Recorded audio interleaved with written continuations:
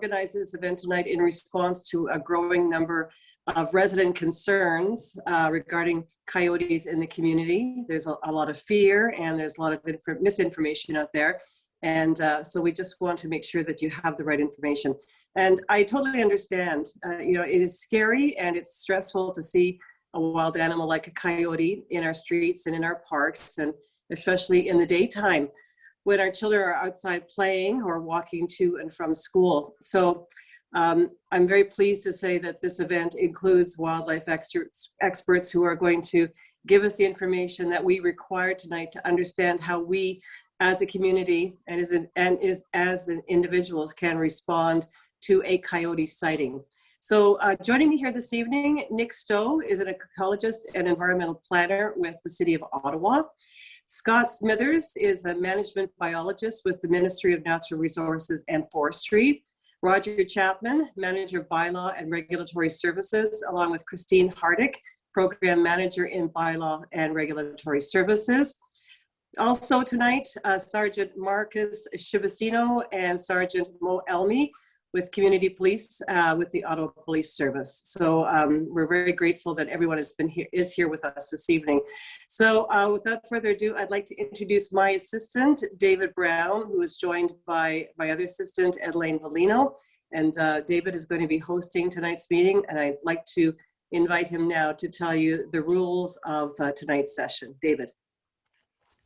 Thank you, Councillor, and welcome everyone. To ensure that we maximize our time this evening, we're going to allow all of our experts the opportunity to make their presentations. And so we're going to hold all those questions to the end. Hopefully, your questions will be answered by each of our speakers, but if they're not, what we're going to do to ensure that everyone gets at least one opportunity to speak is we're going to ask you to raise your hand. Now, that feature can be found next to your name. So if you open the participant panel, and your name should be the first one. Next to it, there should be a little icon of a hand. If you can click on that, if you do have a question when we enter our Q&A, my colleague and I are going to be writing your names down to ensure that we call on you in order. If you're not comfortable speaking publicly, you can also send a message in a chat, and my colleague and I will read that to the group and ask the wildlife expert to respond. We are going to ask that everyone keeps their question just to one until everyone has an opportunity to speak, and we are going to ask that you do your best to keep it brief. We do have a lot of people joining us this evening, and we want to make sure everyone gets that opportunity to be heard.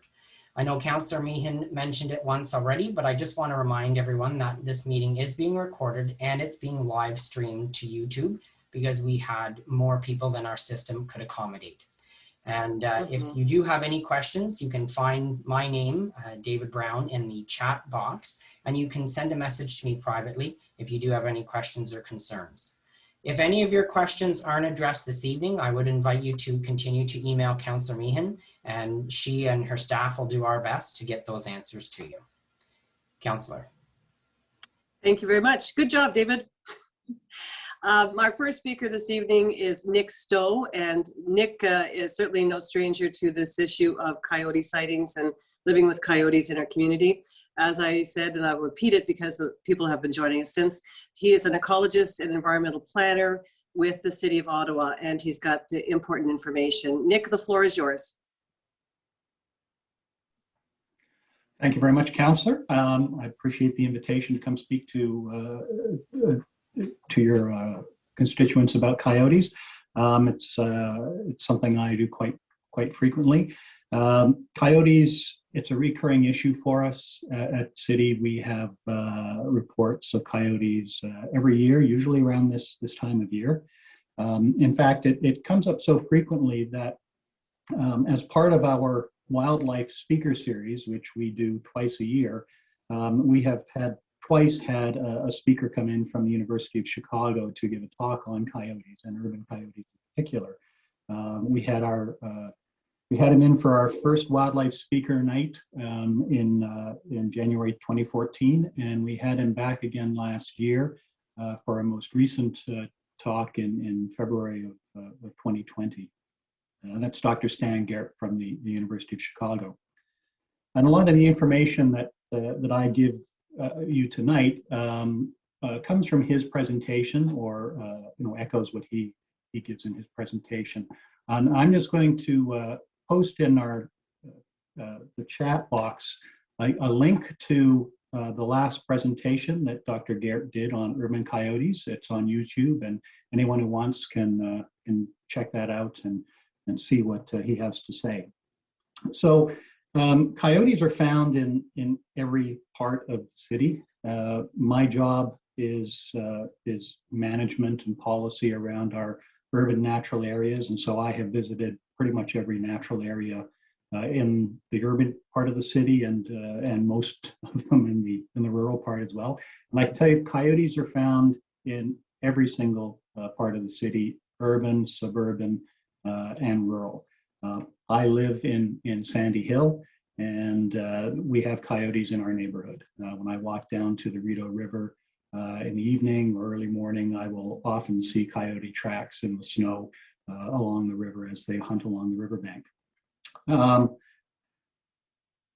Generally, coyotes avoid human contact. So people have probably passed within several meters of coyotes in the past and not even known it. They prefer to hide up during the day in densely brushed areas where it's difficult to see, where they can avoid contact. Their dens are usually found in heavily brushed areas, brambles, and so on. And they're usually well screened by vegetation, so you wouldn't even know they're there. They are a lot more obvious in the wintertime because obviously there are no leaves on the trees or on the shrubs, so everything's a lot more visible. But also because the wintertime is mating season for them. And in fact, Dr. Garrett likes to refer to them as romantic animals because their mating season actually peaks on Valentine's Day in February. So during mating season, they are a lot more visible, and they'll continue to be visible through the spring as the pups are born and before the vegetation really builds up. The coyotes that we have here in Ottawa, and in fact all across Eastern North America, are generally referred to as the Eastern coyote. You'll hear people use the term coy wolf. Sometimes they'll talk about coy dogs, but we're all talking about the same animal. It's the Eastern coyote. Coyotes are historically a Western species. They're adapted to grasslands, prairies, deserts. They like that open landscape. They were not native to Eastern North America. They only started to migrate to Eastern North America in the last century and a half as human settlement opened up the land. As we created farmland, as we cleared the land, we created ideal habitat for coyotes, and they started to migrate eastward. As they did so, they interbred with wolves. And so all of the coyotes that we have in Eastern North America are coyote-wolf hybrids. They're a little larger than the Western coyote. Western coyotes tend to peak, 30 to 40 pounds. We'll get ones out here in Eastern North America, sometimes in excess of 50 pounds. And there are some differences in behavior that we really quite, people are still studying, so we're not really sure of all of the differences, but there are some minor behavior differences. So that's a little bit about the coyotes. The other thing I want to emphasize is that during that period, the coyotes were migrating east as they were colonizing Eastern North America. That coincided with the period of the most intense coyote hunting in North America. Literally millions of coyotes killed each year in North America. And yet, despite all that pressure, they still successfully colonized Eastern North America. And really all that hunting pressure had no lasting impact on coyote numbers. And that's something I'll come back to, that hunting is not a solution to coyote issues. I want to talk a little bit about the difference between hazard and risk, two different things. So what is a hazard and what is a risk? So a hazard is something that can cause harm, can cause injury, sometimes can cause death. So lightning, for example, is a hazard. If you get struck by lightning, you're definitely going to get injured, and there's a very good chance that you are going to get killed. However, the chance of injury from lightning is very, very small. And in fact, if you take a few simple precautions, you can essentially reduce your risk from lightning to zero. So lightning is a hazard, but you can reduce your risk from lightning to basically zero. And coyotes are much the same way. So coyotes are absolutely a hazard. They are a mid-size predator. They are known in rare occasions to attack people. It's not a common behavior, but they will do so. And and they're large enough that they can cause injury. So coyotes are a hazard. But what is the actual risk from coyotes? Well, the most recent study that I have found looked at the years from 1970 to 2015, so 45-year period across the United States and Canada. And during that period, it found that there were 367 confirmed coyote attacks. Now, the authors, who were a couple of professors from California, the authors figured that was a bit of an underestimate, maybe a bit of underreporting. So let's round that up and say 500 attacks by coyotes over that 45-year period in the United States and Canada. In comparison, each year in North America, there are 500 injuries from lightning and, each year in Canada, there are 500 injuries from lightning, North America, 500 injuries from lightning and about 50 deaths. From domestic animals, from dogs in North America, there are 5 million injuries a year from domestic dogs and about 50 deaths a year. So the risk of injury from a coyote is about 10 times less than the risk of getting struck by lightning, and about 500,000 times less than the risk of injury from a dog. During that 45-year period, there were 2 confirmed fatalities from coyote attacks.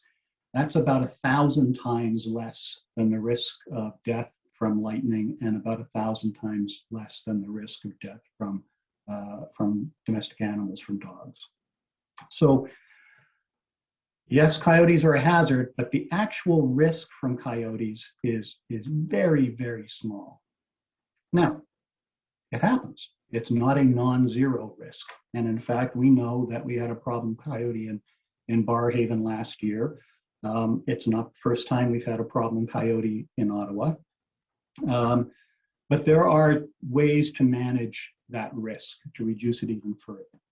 The first thing is we have to understand that problem coyotes, on the rare occasions they occur, are those problems almost always arise from people feeding coyotes, either deliberately or inadvertently. So there are, sad to say, some people who will actually feed coyotes. It's very strange. I don't understand it, but they will. However, most feeding of coyotes is probably inadvertent. And it comes from things like people putting dishes of food out in their backyard. If they've got their dog on a run in the backyard, putting food out for their dogs. Not properly controlling their garbage or their compost, not properly containing garbage and compost. Most of the diet of urban coyotes is garbage. It comes from, coyotes love fruit. And in fact, they will their diet consists of a large portion of fruit during the winter months in particular.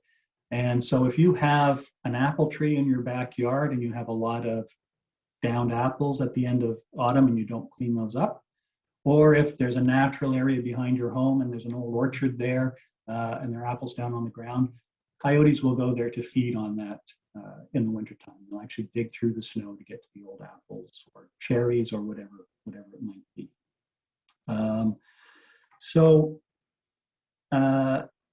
The best thing that we can do to prevent problems with coyotes is make sure that we are not deliberately or inadvertently feeding them. When we do feed them, deliberately or inadvertently, they become what we call habituated.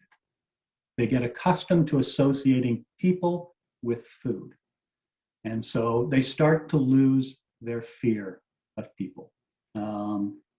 And it's a gradual process, but eventually they will, if it continues, if they're not deterred in some way, or if they are not, that food supply is not cut, then a habituated animal at some point may become aggressive.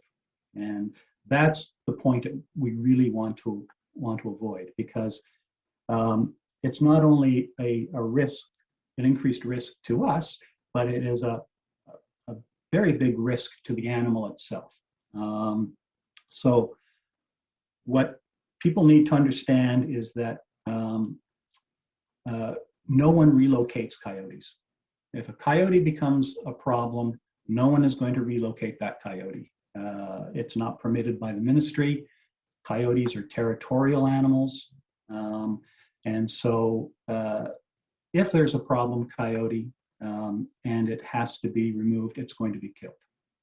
So if you like coyotes, if you like wildlife, and you want to protect them, don't feed them.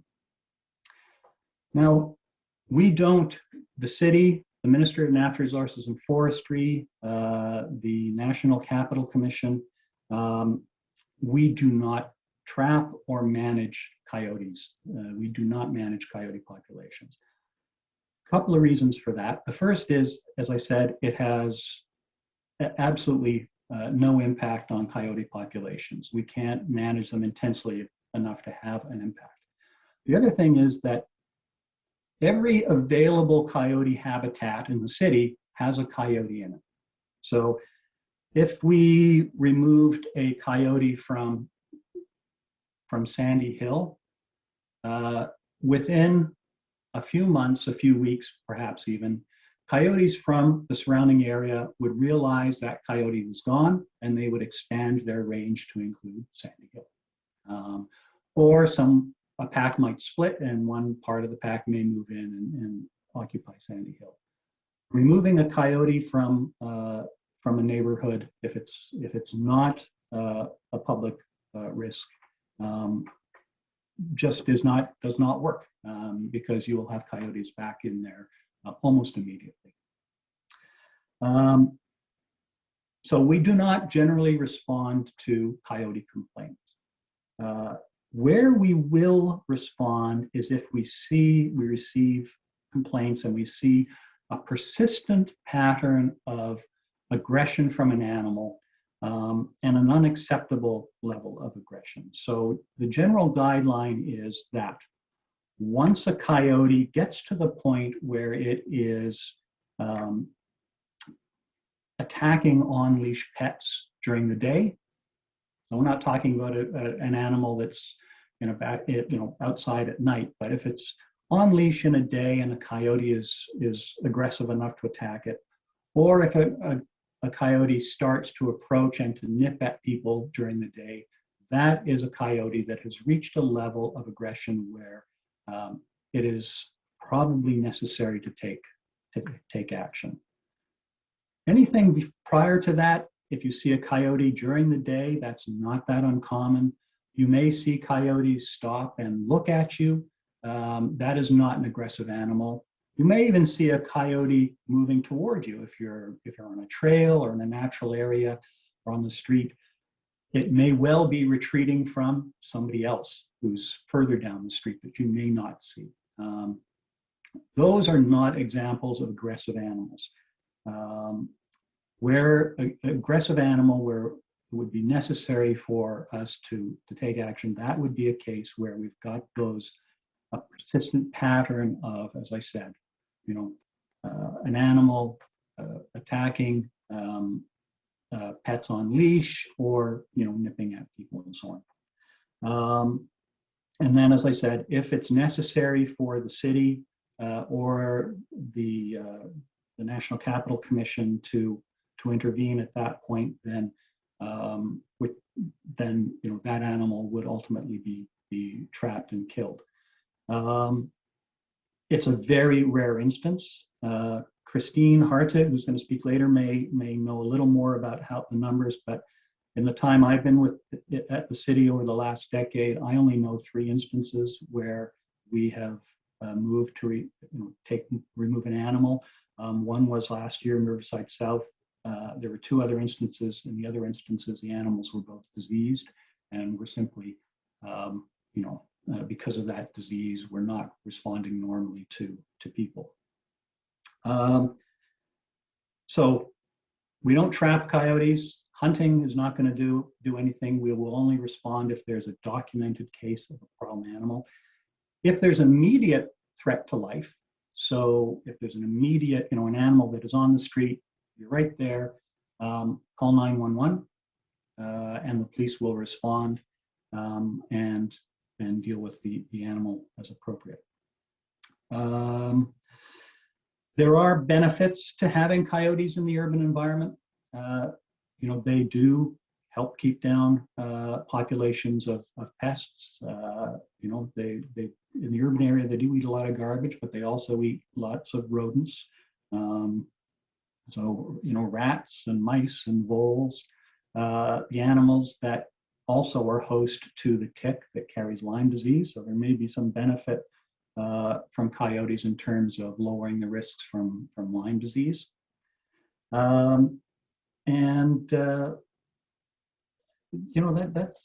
That's basically it. They're a part of our urban environment. They're going to be around, and we need to learn to live with them. Some of the things that we can do individually, I've talked about making sure that we're not inadvertently feeding them. So make sure your garbage is contained. Make sure that if you've got fruit trees or bushes, that you're cleaning up the fruit. If you do see a coyote that is acting aggressively, if you are approached by a coyote, then you would respond in exactly the way you would respond to a large aggressive or mid-size aggressive dog. It's exactly the same. You don't run. You face the animal. You make yourself look as big as possible. You shout. You scream. You throw rocks. You swing sticks. You respond exactly the way to a coyote as you would to an aggressive dog in the park. Teach your kids the same thing. I have 2 granddaughters, one 13, one 10. They live in the countryside outside Pembroke. There are coyotes in the area, and they play outside in their backyard, which is unfenced. That's what I've taught them. If you ever see a coyote, you first of all come into the house, and if that's not possible, then shout, scream, make yourself look big, convince that coyote that you're not really prey. Just want to finish by emphasizing again, despite all that, all those precautions, keep in mind again, the risk from coyotes is extremely low. You're more likely to get hit by lightning than you are to get attacked by a coyote. So, thanks.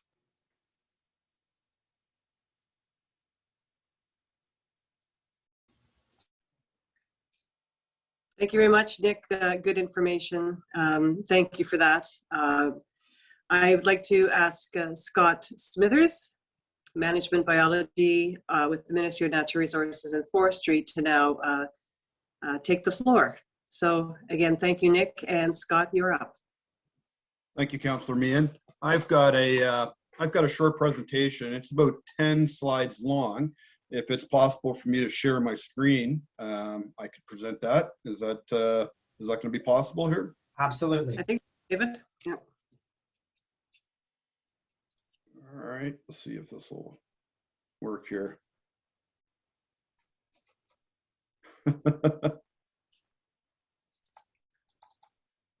Love technology.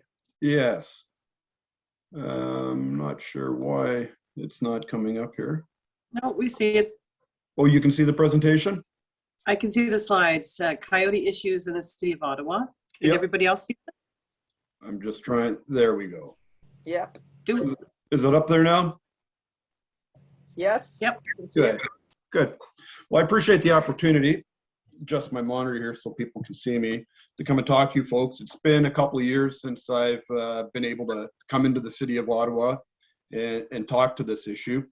I think the last time I was in Ottawa, I was dealing with Ottawa South and Councillor Brockington's office, and they were experiencing similar problems to what I'm hearing are occurring there now in this last little while.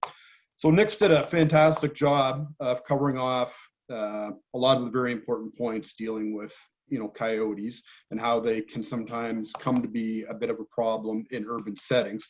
So I'm not going to dwell too much on some of the finer points.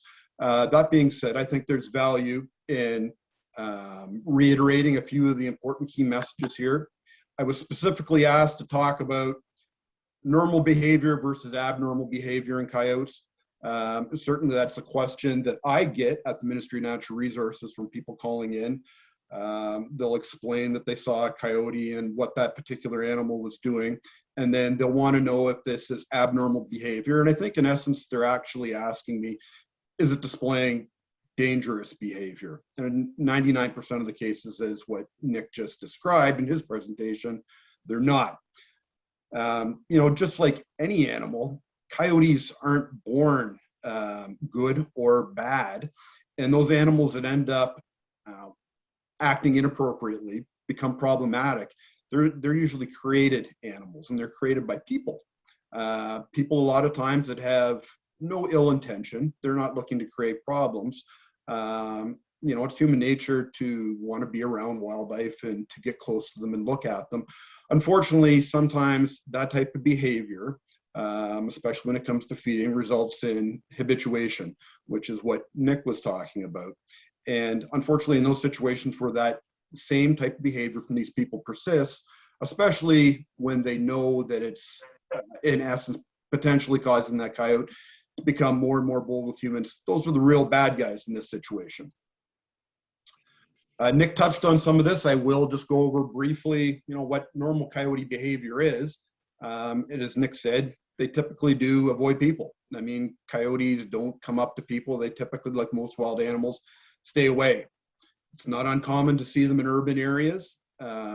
They're going back not too many years ago. A lot of people seem to think that when they witnessed a coyote in places like Ottawa South, that this was an animal that lived out in the country and at different times of the year came marauding into the city to exploit, you know, sources of garbage, etc. there.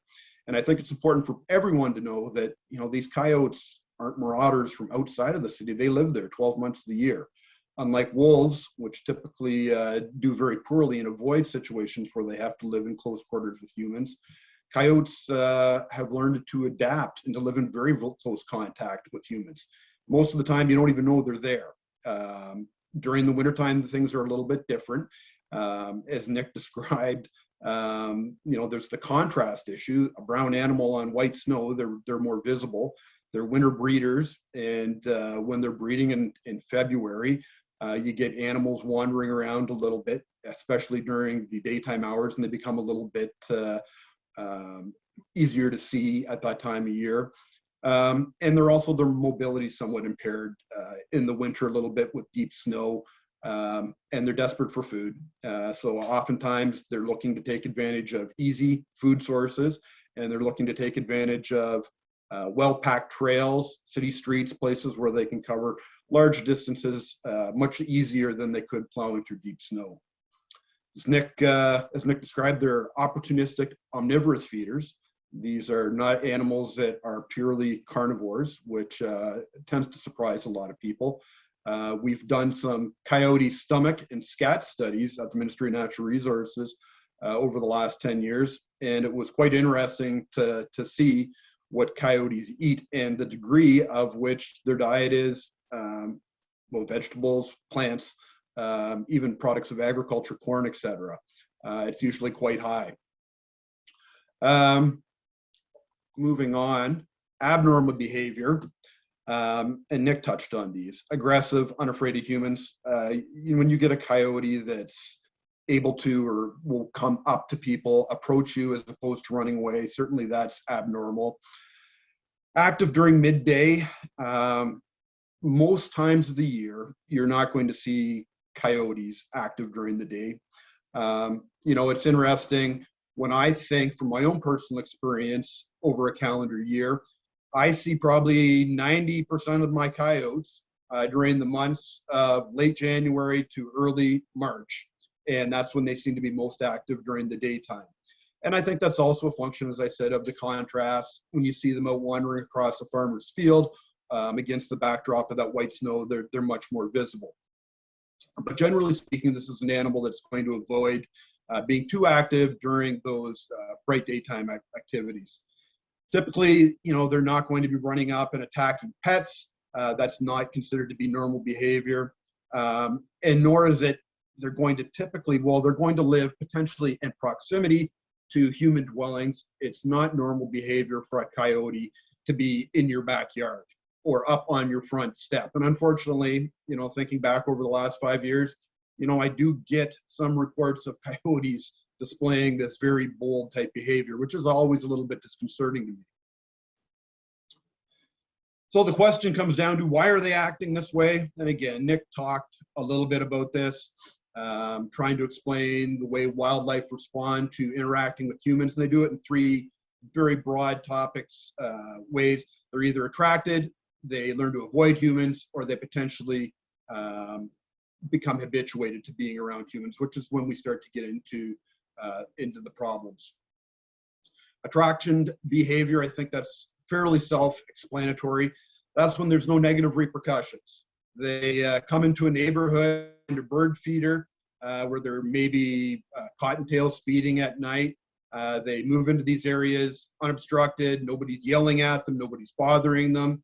And it's an easy source of food, getting into green bins or flipping over garbage cans, things like that. There's no negative repercussions. So they learn to continue to exploit these sources of food in the absence of this, any negative repercussions. Avoidance behavior, again, I think that's fairly self-explanatory. When an animal gets into a situation where there are negative repercussions, they learn very quickly to leave and to not put themselves in the situations where they're going to be in conflict with humans in the future. My advice to people experiencing problems or observing coyotes in around the city of Ottawa right now is what you can do as an individual is, in your own way, make it as clear as possible to those coyotes that where they're located and what they're doing is not appropriate and they are not welcome. And that may mean yelling and screaming at them.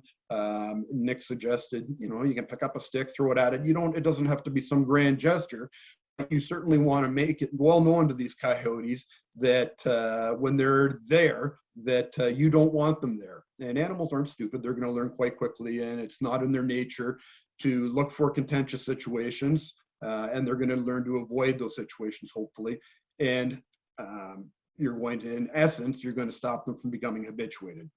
And when coyotes become habituated, i.e. they no longer associate humans with danger because there are no negative repercussions, that's when we start getting into the problems. A habituated coyote is a problem coyote. I mentioned earlier that there aren't good coyotes, there aren't bad coyotes. There are just coyotes that no longer fear humans, and they've learned to associate humans with sources of food in most cases. And when they learn to associate humans with food and safety, they start pushing the envelope a little bit, and that's when they potentially come into conflict with us. The solution, keeping coyotes wild. Nick spoke to this.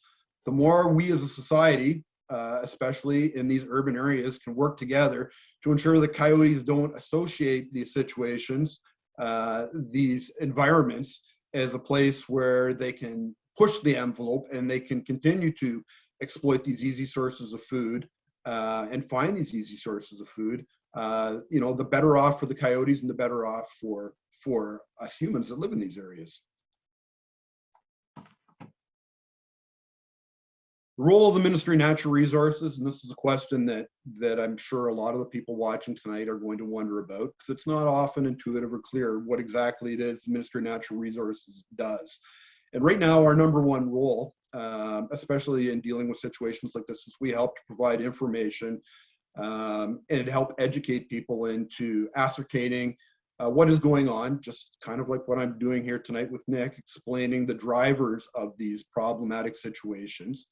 We have legislation in the Fish and Wildlife Conservation Act, which sets out the rules, I suppose, for what, as an individual or as a municipality, what measures can be taken to protect your property or protect your safety. On Crown land across the province, M&R does manage coyotes, and we typically do this through hunting and trapping seasons. You know, this is on Crown land and in areas where hunting is permitted and where trapping occurs. Right now in the province of Ontario, in this particular part of Ontario, in Eastern Ontario here, around Ottawa, there are no seasons and there is no quota on the number of coyotes that can be taken. And people certainly outside of the city, you know, they still are harvested for fur. So that's something that is currently done. But once the coyotes move into the city, these areas, these suburbia type areas that have green space in them, it's a bit of an oasis for coyotes from these hunters and trappers. And, you know, in some cases, that's a bit of the problem where the coyotes start feeling very safe there. They have lots of food and they don't have to worry about the negative interactions potentially with humans that may be looking to take them for under their hunting or trapping licenses. Live trapping and relocating, Nick spoke to this.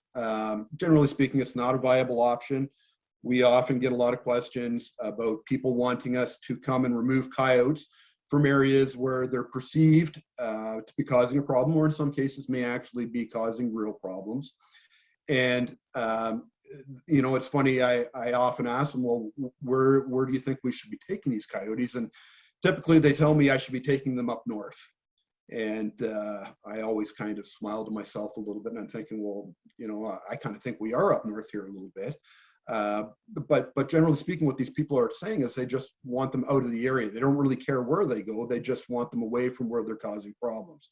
And the unfortunate reality is that it's not in the coyotes' best interest, nor is it in the people of Ontario's best interest for the M&R to facilitate or to go about moving coyotes around.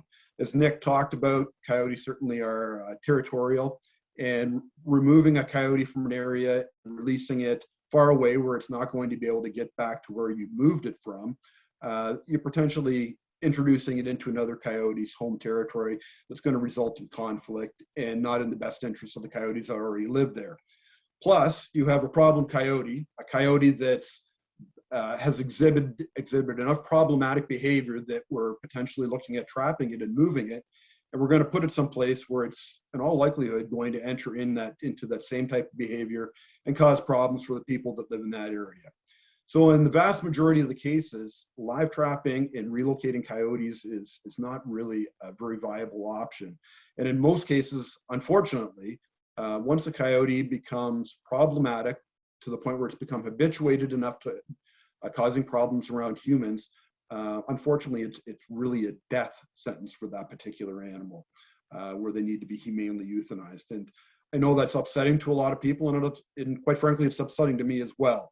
And the solution really is to avoid habituating the animals in the first place, so we don't have to go to such drastic measures in the future. This is a photo actually taken from the city of Toronto, where they've gone through very similar and continue to go through similar problems to what you folks are experiencing in the city of Ottawa right now, where coyotes are getting into these urban areas and they're becoming habituated. And this is a cardboard box taken from a butcher shop where people are going out and purposely feeding these animals, unfortunately. And as the coyotes become more and more accustomed to associating people with food, and in certain areas, not just in Toronto, but in Ottawa as well, I know I have spoken on a number of occasions with people who have confided in me that they do in fact purposely feed coyotes, and they talk about wanting to hand feed coyotes, which I find quite disturbing. This activity does happen, and I suspect it still does happen in the city of Ottawa and elsewhere in the province. And what these people need to understand, as gratifying as it might be for them to get a wild animal comfortable enough with them where they're willing to feed out of their hand, in the long run, they're not doing that animal any favors. In fact, they may be, in essence, signing its death sentence, because if that coyote runs up to another person thinking it's going to be fed, that can very easily be interpreted as aggressive behavior. And when they're not fed, you get coyotes nipping at people's heels. And I had reports of people in the city of Ottawa where coyotes were following them to their car, nipping at their snow pants. And this is the type of behavior that when I hear it from people, this is disturbing. We're talking about the type of coyote that Nick talked about, where once an animal gets to that point of habituation, unfortunately, drastic measures often need to be taken. So I'm not going to take up any more time here, as I suspect there's going to be lots of questions at the end, and most certainly I would be very happy to answer any questions at that time, speaking more about what the MNR does or helping people to understand the behavior of coyotes that they may be experiencing or witnessing in around Ottawa right now. So that's it. Thank you.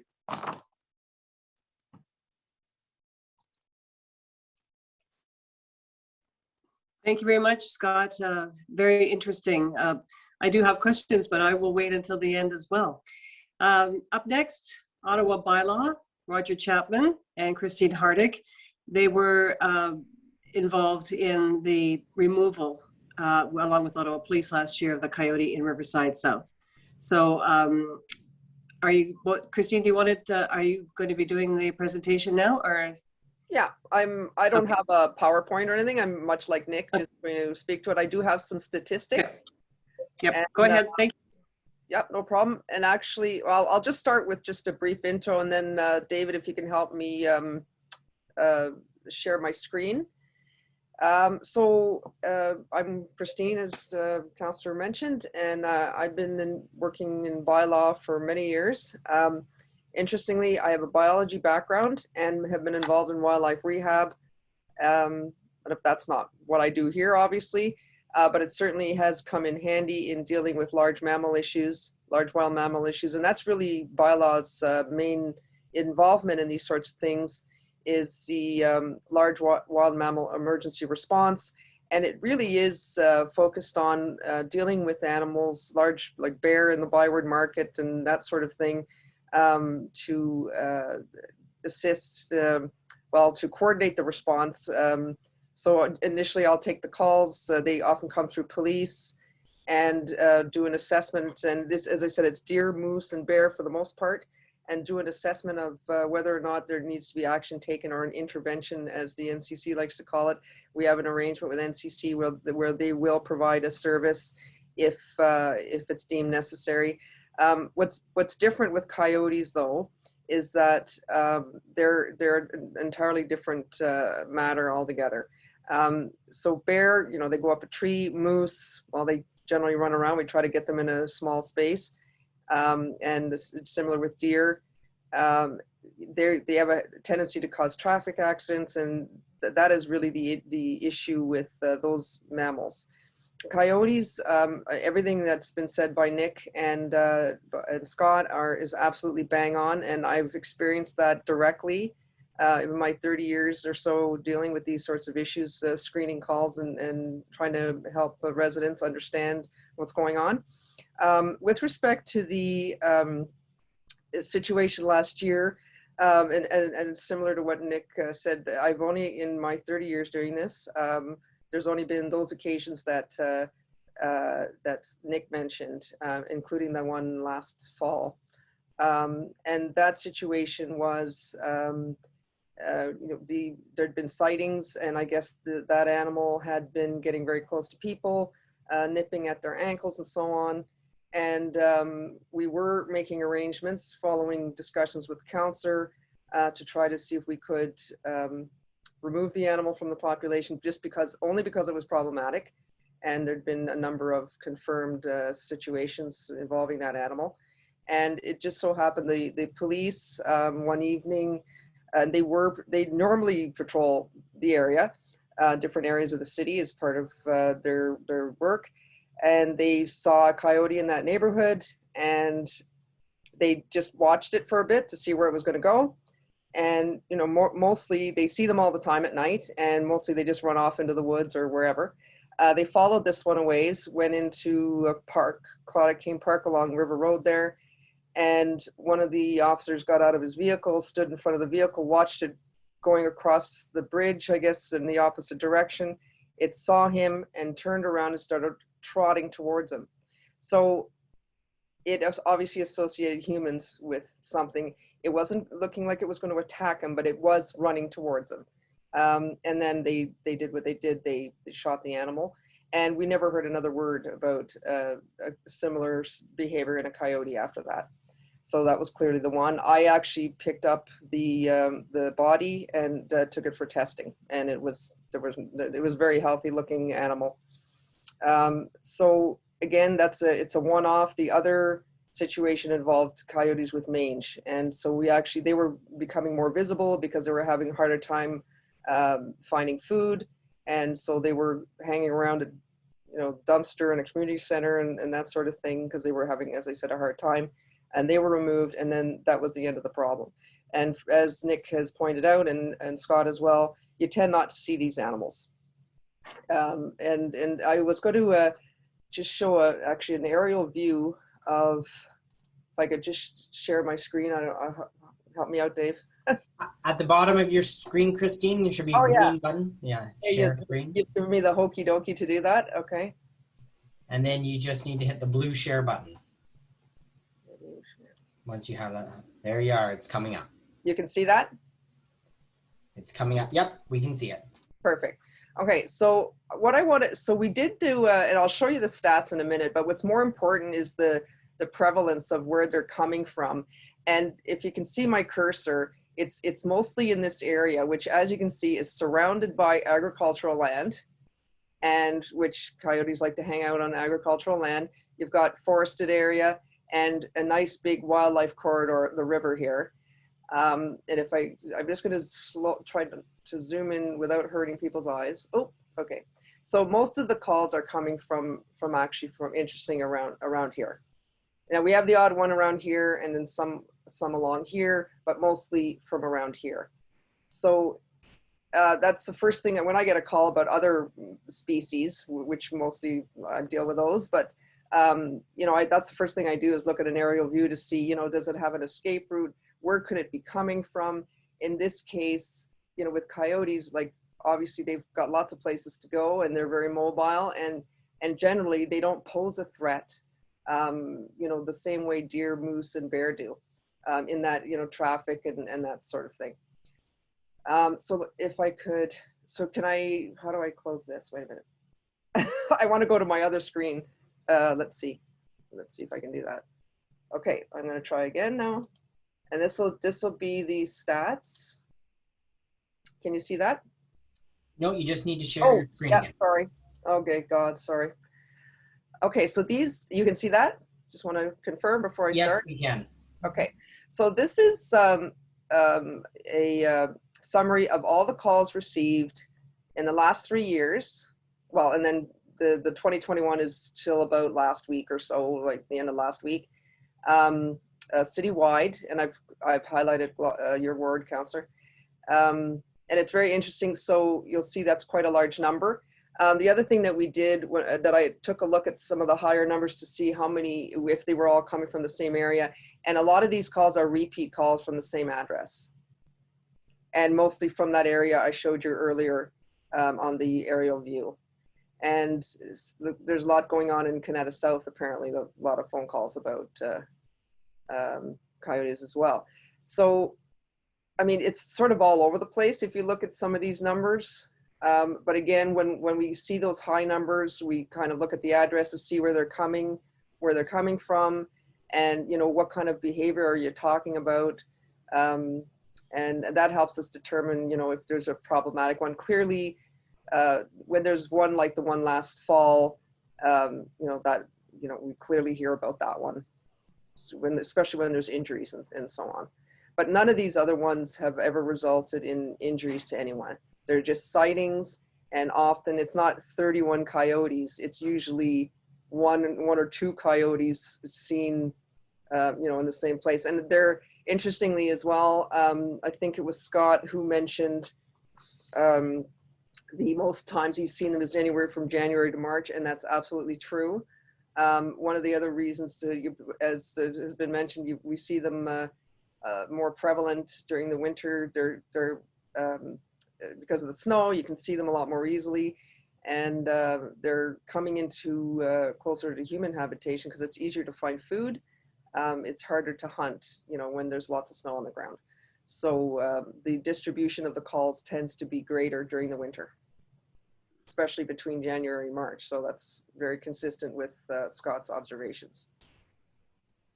And other than that, so again, our role is really, we've become involved in this largely because of what we do with respect to large mammals. I'm just going to stop sharing that. What we do with large mammals, mostly bear, deer, and moose, and occasionally when there's a problematic coyote, we'll help out. But luckily, for everybody's sake, it's very, very rare. That's all I have, unless anybody has any. Well, we'll do questions later.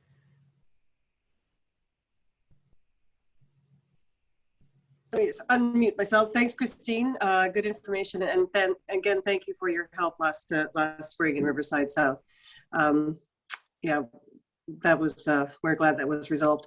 Okay, up next, and our last speakers before we get to our Q&A session is Sergeant Marcus Shibasino and Sergeant Mo Elmi. They're the community police officers with OPS. Gentlemen, is it Marcus you're going to speak first? Yeah, I'll speak first. Okay, you're on. Well, thank you so much for having me, Councillor, and it's Constable Chiviskino. Thanks for the promotion, but it's just Constable for now. So, okay. Thank you. There's not a whole lot more that I can touch on that the experts haven't already discussed. The role of the Ottawa Police when it comes to coyotes is fairly straightforward. If you do see a coyote and you believe that coyote to be an imminent threat to the public, absolutely call 911, and officers will be dispatched to the scene, and they'll assess the situation and deal with it accordingly. Don't ever hesitate to call 911. If you see a coyote and you're not sure, you think he may be getting a little too close, again, no harm in calling 911. The call taker will take down the information, and if they believe perhaps it's definitely an emergency, they can always transfer the call to bylaw. But more than likely, they'll dispatch an officer who may be literally parked right around the corner. They'll attend the scene, assess the situation, and deal with it as they see fit. So that's all I really have to say is if you see a coyote and you believe from your perspective, and the other experts have described what an aggressive animal would be. So if you believe from your perspective that they are definitely a danger to humans, don't hesitate, call 911, officers will be dispatched and will be dealt with accordingly. I don't know if Sergeant Elmi has anything else to add to that? No, thank you, Marcus. No, I think you've covered it beautifully. And again, obviously for people that are watching, and a lot of it's covered by the professionals and by the experts. So we do get involved, like Marcus says, but all in cases where obviously that, if you feel threatened or, you can call 911, but certainly it was well put together and well covered by the experts, and Marcus covered it. So thank you very much.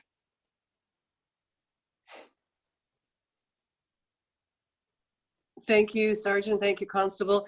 Can I just ask before I throw it back to David to open up questions and answers? I'll take advantage of my position as councillor. I've only known Ottawa Police to have taken out an animal at least once in the last few years. But you're getting a lot of calls from people. Would you say the calls are people who believe they have a threat? They're just seeing. Is the threat real, or they've just seen an animal? And how, when you come back out, the animal has to be gone, right? Most of the time. Yeah, I would say when we do receive a call from the public about a coyote, I do believe that the caller does believe that there is some sort of a threat to humans. Otherwise, they wouldn't be calling. I think that if they were to call 911, that they do believe from their perspective that there is some sort of a threat to the public. And so I guess let's reiterate what a threat is. Just seeing an animal, and we've seen the footage. People's doorbell cams are picking up an animal chasing a rabbit through the neighborhood or running through the neighborhood. That is not a threat. That is simply an animal going about its business, right? Right. I believe the experts have described very well what would be a threat or an aggressive behavior displayed by a coyote. So. Yeah, okay. So 911 is available, but let's learn what a threat actually is. Okay, thank you, Constable, and thank you, Marcus. And David, I'm going to throw it over to you for the Q&A session. Thank you, Councillor. I'm going to start off with the 2 comments that we received in the chat box, and then I'd ask that anyone who does have a question in the meantime, again, if you can go down to the participants panel, and next to your name, you should see a raise hand button. And if you do have a question, if you could just put that button on, and when we're done asking these 2 questions, I'll throw it over to those of you that do have questions. The first question that we received, and I'm going to guess this may be Bylaw who can answer this. The question is dog spray legal in Ottawa to carry in case of an attack by a coyote? Does it work on a coyote? Sorry, what, dog spray? Dog spray. I don't know what that is. Is there any kind of spray then, Christine? That I wouldn't suggest that anyone spray a coyote with anything. You might just anger it. I wouldn't suggest that. Maybe Nick or Scott might have a comment, but I've never heard of anyone trying to use such a thing. Pepper spray, if they're thinking of that, I think there's some legal issues with that. The police might have more of a comment if that's what is being referred to. But I personally, I've been around coyotes, adults and young ones. I would never spray them with anything. I don't think it would help. Okay. And then the next question is for you, Christine. Are you able to confirm the type of the coyote that was killed last year? Is it the Eastern Ontario variety? Or the Eastern coyote. Yeah, that's pretty much what's in this part of the world, not just Ottawa, in the East, as opposed to what's out West. Yes. Perfect. All right, and then I'll go to Julie, who has her hand up. Julie, if you can unmute yourself, you can go ahead and ask your question. Thank you very much. Mr. Smith, you stated that habituated coyote is a problem coyote. I've had a coyote linger in my backyard for a solid 20 minutes trying to make friends with my dog. I saw another coyote walk by my back fence while I was making my lunch at noon working from home, and who took an interest in the neighbor's dog. There's been a number of sightings in the community. Could you please comment on the flight distance of the coyotes that we have seen, and reassured me that they do not correspond to your definition of a habituated coyote, and justify, please? Well, it's difficult for me sitting here tonight, having not been there at the situation to ascertain what exactly was going on. What I can tell you is that I doubt that the coyote was there looking to make friends with your dog. I'm not sure how big your dog is, but coyotes in certain situations, small dogs are just food to them. So the fact that it was active during the day and that you've seen it repeatedly, that's a little bit disturbing to me. You know, again, I don't know the rest of the circumstances. You said it just walked by the one time. That in itself isn't something that I'm too concerned about. That being said, when you start getting animals that are repeatedly showing up, or that are, you know, again, I don't know exactly how it was interacting with your dog, but again, I would be cautious and ensure that your dog is behind a fence, out of harm's way, because that coyote had no interest, I doubt, in making friends with your dog. He was more likely thinking that it might be a snack. I'm not sure how big it is again, but you know, that in itself, it's difficult for me to, you know, wholeheartedly say yes. What you observed with a habituated coyote that potentially is dangerous. It sounds to me like this is a coyote that's you know, probably become a little bit accustomed to being around humans, more accustomed than I would prefer them to be. That being said, I don't think it necessarily constitutes you know, a dangerous situation based strictly on and just on what you told me. So I would exercise some discretion. I would you know, take some measures to ensure your dog's safe. And if the coyote comes again, make it known to that coyote that you don't want him around your yard. That could be opening up the door, and sometimes that's all you need to do is just open up the door and they run. If he doesn't run, yell at him a little bit. Let him know that you know, you're not entirely happy with him being in such close proximity to your property, and that you have no interest in him making friends with your dog. To address your questions, my dog is 75 to 80 pounds. The door was open. My partner, who is no small guy, who's 6 foot tall and well above 200 pounds, did try to scare it away unsuccessfully. Well, that is a little bit disturbing. I'm glad that your dog was behind a fence and you've taken measures to ensure that it's, you know, going to be safe. I would continue to do that, and you know, the best thing I can do is, or the best advice I have for you would be to continue to try and make the experience with the coyote in and around your property, let it know it's not welcome, and to convey that same message to your neighbors. And if you're aware of people that, you know, worst case scenario, people that are feeding it or have sources of attraction, and it could be everything from a compost pile to bird feeders. You know, coyotes will eat at bird feeders, but more often than not, they're there to eat the animals that come to your bird feeder. You know, and if you have coyotes coming around on a regular basis, try and remove some of those. Well, one, figure out what those attractors are, and then B, remove them, and then try and get a, you know, a neighborhood approach where everyone is making that situation uncomfortable for the coyotes, and hopefully it will resolve itself.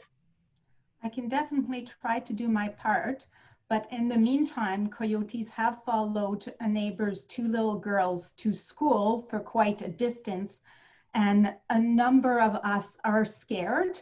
I no longer exercise the way I used to because I do not feel safe doing so.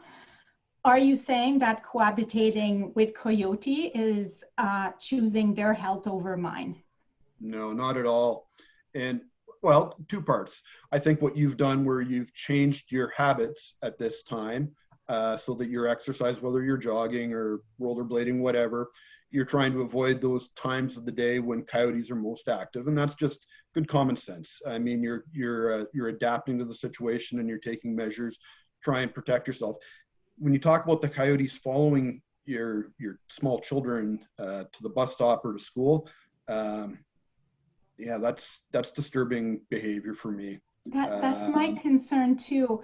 And I would feel awful not raising it on this call if we were to wait for an accident to happen if it was preventable. No, I understand. And, you know, maybe after the presentation here is done tonight, you know, my contact information is going to be made available, and I'd be happy to talk to you a little bit more, as I'm sure you know, Nick and Christine and others would as well, because what you're describing to me, if they, you know, if they're following your children, you know, they take priority. You know, I don't want to see any coyotes being unnecessarily harassed or injured, but if you have coyotes that are following your children to the bus stop and you feel unsafe, you know, then that's something that maybe we can talk a little bit more about later. I followed one of my neighbor's young kids, yes. All right, Michelle, we have you next. If you could just unmute yourself. Hello? Yes? Hello, we can hear you. Me, Michelle? Yep. Yes, so obviously there's been some concerns, and various of us have called for sightings, as we have been instructed to, and as has been shown in the statistics. But I want to know what happens after that call. We've been told that 311 is tracking the information. So then from the presentation, I'm assuming that that information is taken and then assessment is taken to see if it's problem behavior. But then are other stakeholders involved in this, and do you guys speak to each other? So if we were to call somebody else that wasn't by law or 311, do you guys share that information so you know you're tracking the same animal or not, or how does that work? I'll take this one, Councillor, if you wish. So we do periodically, because they're coming to the city, we do periodically review the calls, see how many there are and so on. But certainly if there's a problematic animal, the police will often contact us, and then we'll discuss it with MNR depending on the situation. But I can honestly say that it's infrequent that that's necessary. But certainly based on the comments of the earlier caller, I'm sure MNR will, and maybe even Nick, have an interest in getting a little more information, like the address and so on. Yeah, so sorry, I have a couple of follow-up. I didn't put my camera on because it's messy in here. Like, for example, the call that was made when the deceased animal was found, I'm not sure who took care of that, but no further information was known or made available to anybody as to that. So we don't know if it was a concern then for anybody else, or is that something of concern for everybody to find a deceased animal? So I think that was the one on, I'm sorry, I'm just trying to find I didn't hear about it until today, but I think it went to Parks, or whatever department looks after that area. I'm trying to find the address here. Sorry, let me just have a look. My apologies. Yeah, so without sharing of information, if there was a concern there, then we wouldn't know. Well, so it was deceased. There was no apparent injuries around, like, on the animal. So it seemed very thin, emaciated. So it probably perished as a result of that, I would say. I didn't get any information about the body. I think the Parks Department removed it, but I don't think that would be a concern to the public. It's not a public safety issue. The animal died, and there was no signs of injury, visible injury, like it would have been attacked by another animal or anything like that. But we don't know what the cause of death was because we have no information, and no information was taken from the animal.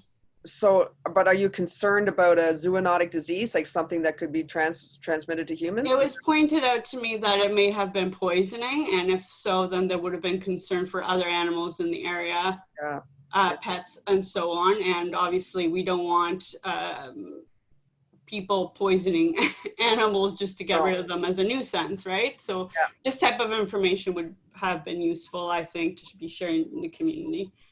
Yeah, well, it's a good comment, and I'll certainly touch base with our colleagues in Parks. But my understanding was it was very emaciated animal, so it's not necessarily a result of poisoning, because wild animals die, unfortunately, for various reasons. And if I may, I'm going to take one last question. This keeps recurring every year, and as the information that was provided, it's a situation that happens every year because it's just the nature of the animals, and we get to see them. So what can be done, or is there any plans to have this education or a plan to be presented or available to the community, so we're not panicking every year when this occurs. So, Councillor, it's Nick here. Perhaps I can respond to that. I do give fairly regular presentations to community associations. It's usually set up at the request of the councillor, and usually in a community where we're starting to see a lot of sightings. So I've given this presentation in Stittsville, for example. Most recently, I'll be giving it again in Alta Vista in about a week's time. And so, yeah, we do give it this presentation out at the request of the councillors. Someone asked, how does the city respond where we get a consistent and increasing number of complaints from a particular area? And I have on several occasions gone out and done an assessment of the situation on the ground. So I've done one in Crystal Beach, I did one in Stittsville, and certainly would be able to come out and take a look at Riverside South. And generally what I do is look for the things that we've discussed, something that might be attracting the animals. I might look for particular problems. So in Crystal Beach, for example, there wasn't a den, but there was an area that was clearly being used during the day by a coyote to hide up, which was a little too close to the school in my opinion. So we had that area closed off so the coyote couldn't use it anymore. And I usually do these assessments at the request of the councillor. I usually find that there are very obvious reasons why the coyotes are becoming more frequent or being seen more frequently in an area. And then if it's if it's a matter of garbage cans not being emptied soon enough in a park, then I will approach the Parks Department and ask them about that. Request that they go more frequently. And if it's an issue of someone who is feeding an animal either intentionally or unintentionally, then we'll speak to that person. And I haven't had to do this yet, but if necessary, we would involve bylaw services in that kind of a discussion.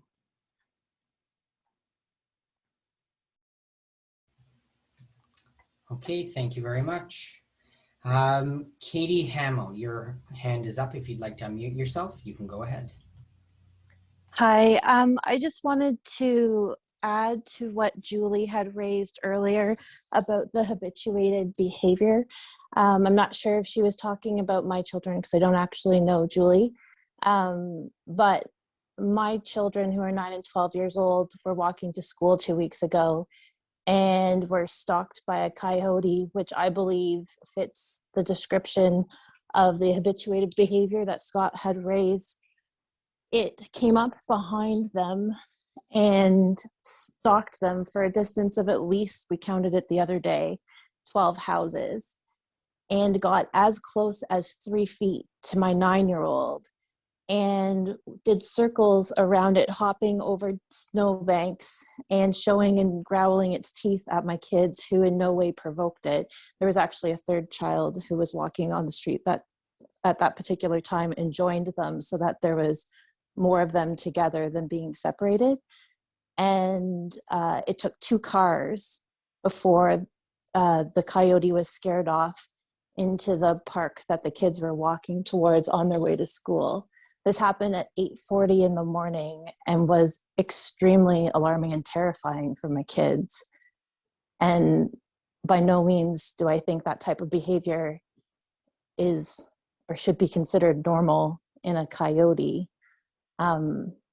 Ms. Meehan wrote to me and suggested that I shouldn't be alarmed because it was likely the coyote escorting my kids to school because it was protecting its territory or den. But quite frankly, I don't find that reassuring or in any way making me feel more comfortable about allowing my kids to walk to school. And I haven't let them walk to school since this happened, which is unfortunate too. Do one of our experts, could they respond? You want to take this, Nick, or would you like me to take a crack at it first? No, I can take it. I can take it, Scott.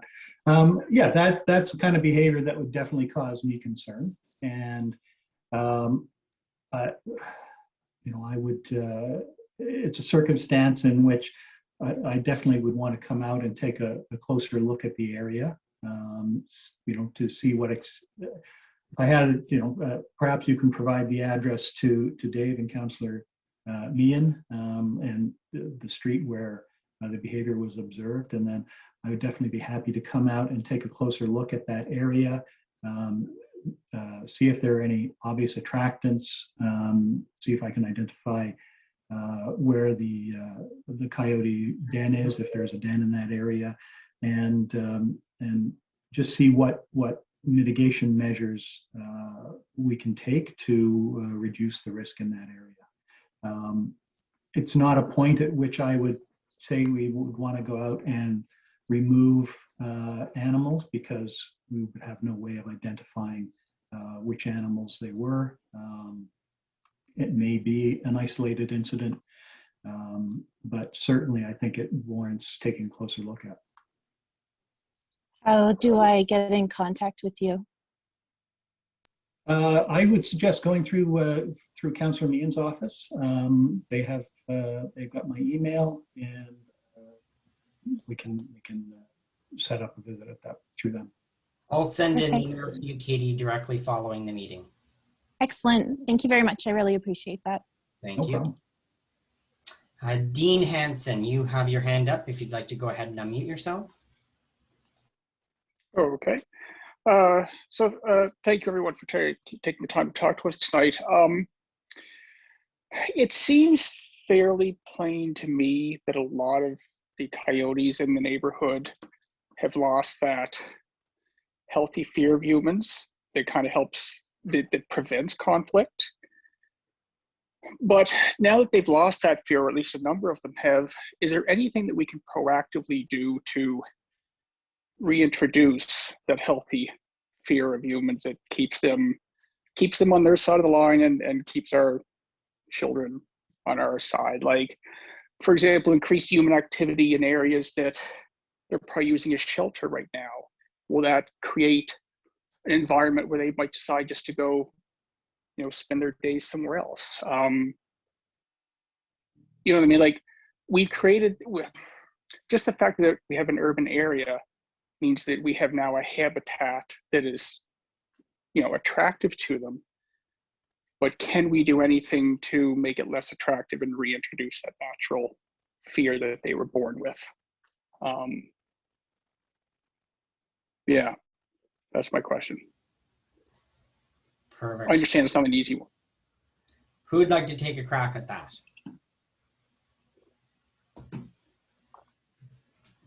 I can provide a little bit of help here, I think, David. I think the answer to your question, Dean, is yes.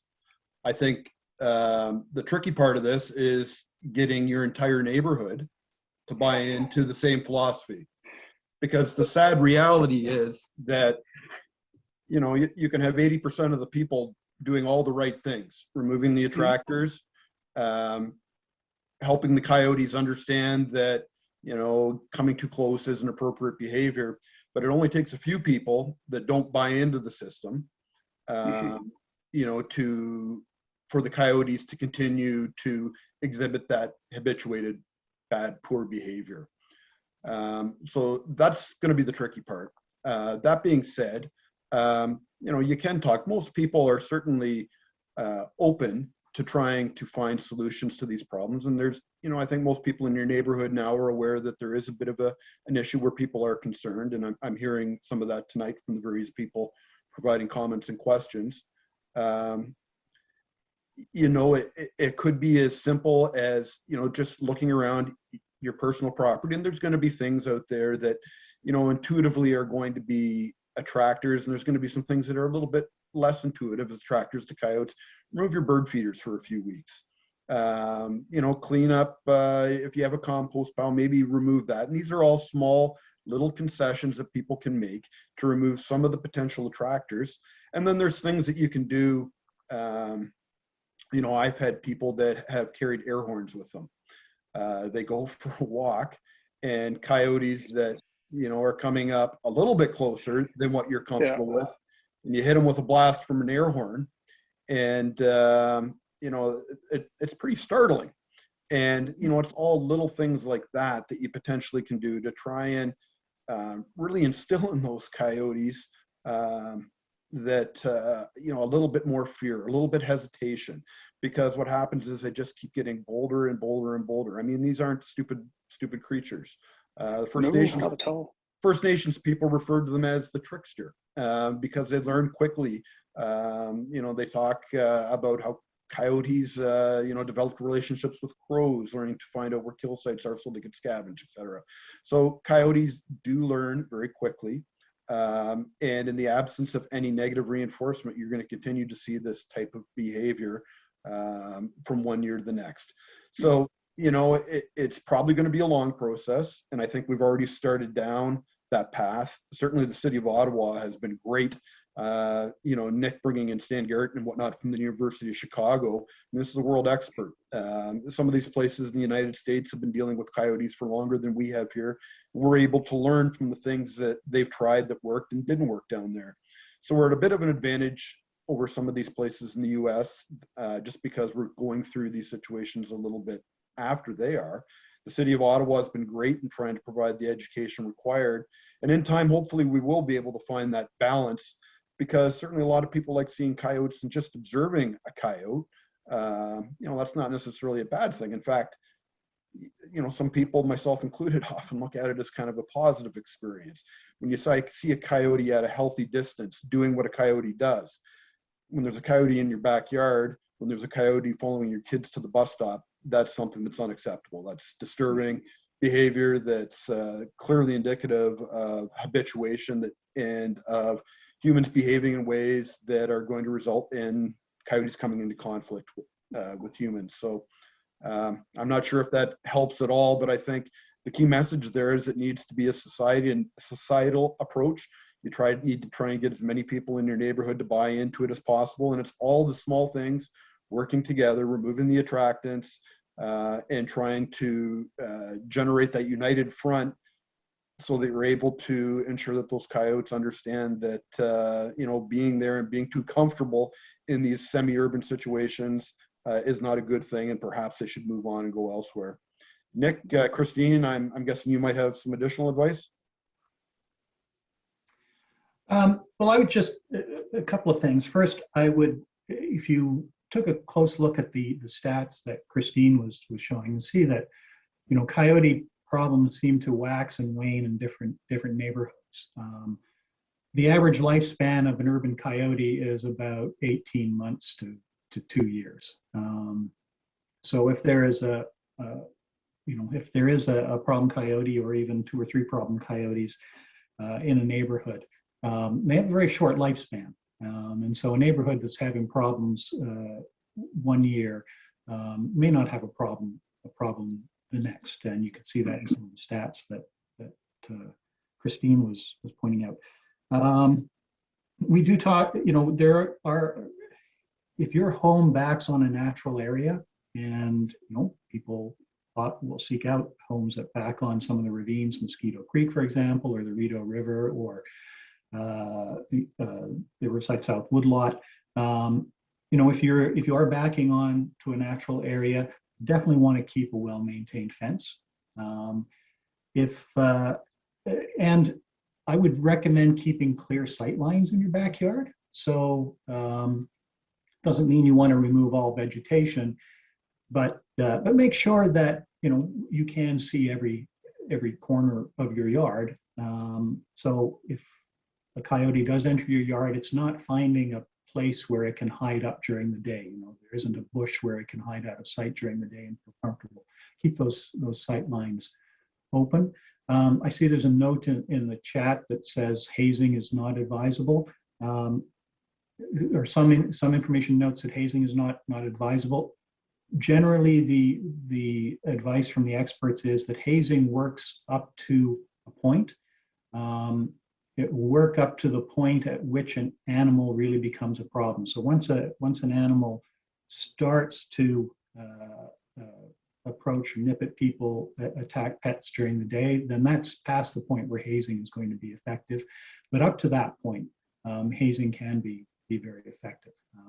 You know, so if there's coyote in the backyard, bang those pots and pans, shout at it, throw things at it. It's not going to stick around. Okay, thank you. All right, thank you very much. Stephanie, you're up next. If you'd like to go ahead and unmute yourself.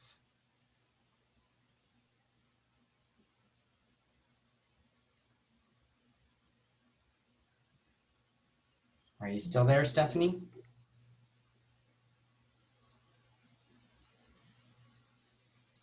Okay, while we're waiting, I do have a question in the chat box. The question is, does feeding other wild animals like groundhogs and squirrels attract them to come closer to hunt them? And if so, is there a bylaw against feeding any wild animal in an area where there is a coyote? And if not, why not? Christine, that sounds like a you question. Sorry, I was on mute. Well, it's partly a Nick and or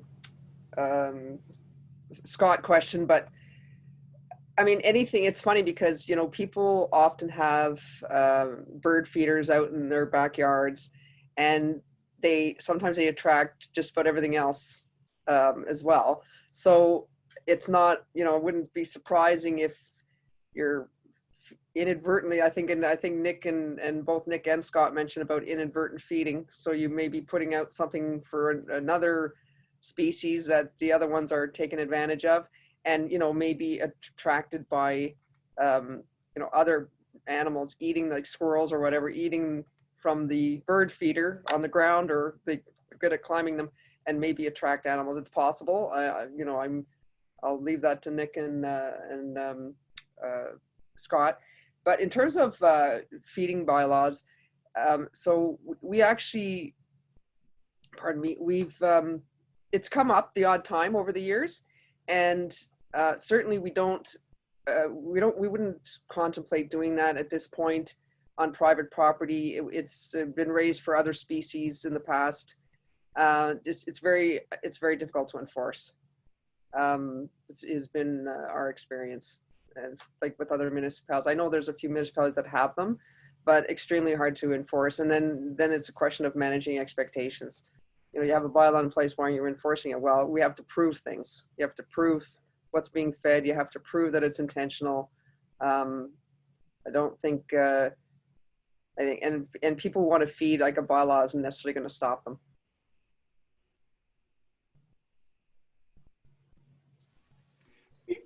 Yeah, it's Nick again.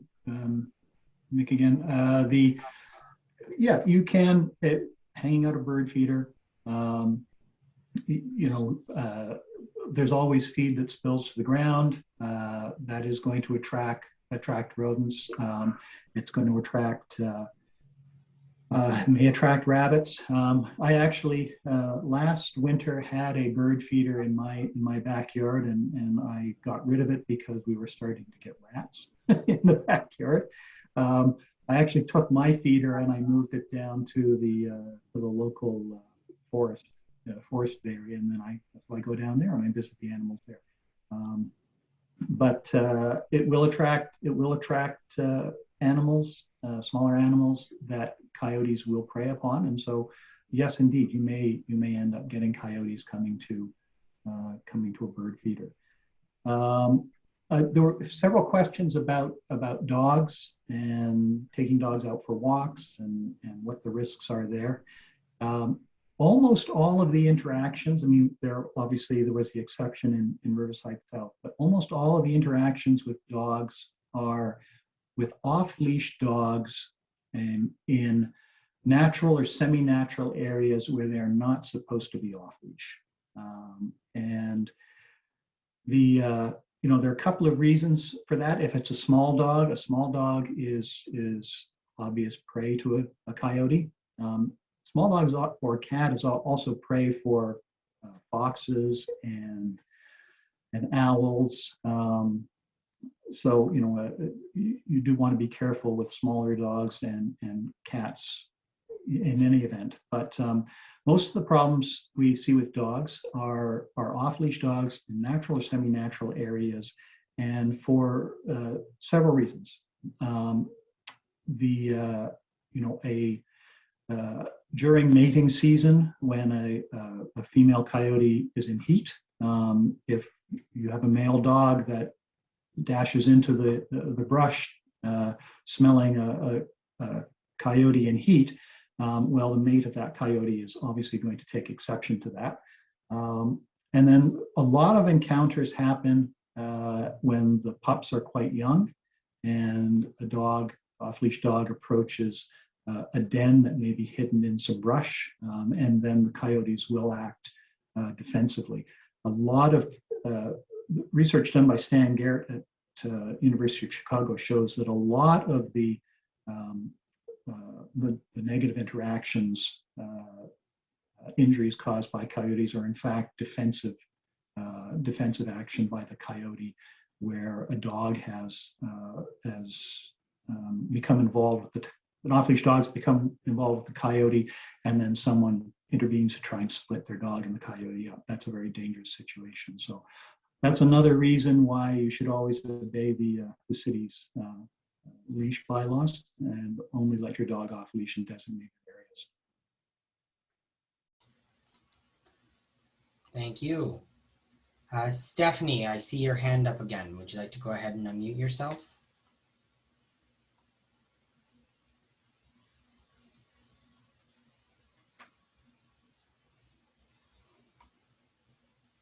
Okay, I'll ask another question while Stephanie works that out. The next question here is, how do you think the changes in human behavior during the pandemic have affected coyote behavior in our communities? So I'll speak to that one again, Dave. One thing we have seen in all of the city's natural areas and the National Capital Commission has seen this as well, is a huge increase in the number of people who are visiting our natural areas. So all of our parks, all of the NCC properties, Stony Swamp, Mud Lake, Britannia, you name it. They're all getting a lot more use, and not surprisingly, I think that just hypothesis on my part, but I suspect that also has a lot to do with an increase in the number of sightings. Is that we've just got a lot more people out in these areas, maybe going for a walk in the morning before work or going for a walk after work. So yeah, it's undoubtedly has an impact. We often get asked, do we think that coyotes become more prevalent or become a problem when they're displaced by development? So if when a forested area is cleared for new development, does that displace the coyotes, and then coyotes become a problem in the urban area? And generally, that's not the case. Coyotes are in the urban area because the urban area is an inviting habitat for them. Coyotes are not a forest species. They're, as I said, a grassland, plains, desert species that's become adapted to our farmlands and to the urban area. The urban area has more in common with the open plains, wide open spaces along sight lines, than it does with a forest. So the coyotes here in the urban area because it's great habitat for them. Thanks. Okay, and the next question, I know we've covered it, so I'm just going to ask one of our experts to briefly recap. But the question is, if you're out for a walk or walking your dog or jogging through your neighborhood, will coyotes approach you? What is the best thing to do if you encounter a coyote within 25 to 50 or 75 yards? Will a whistle scare them away?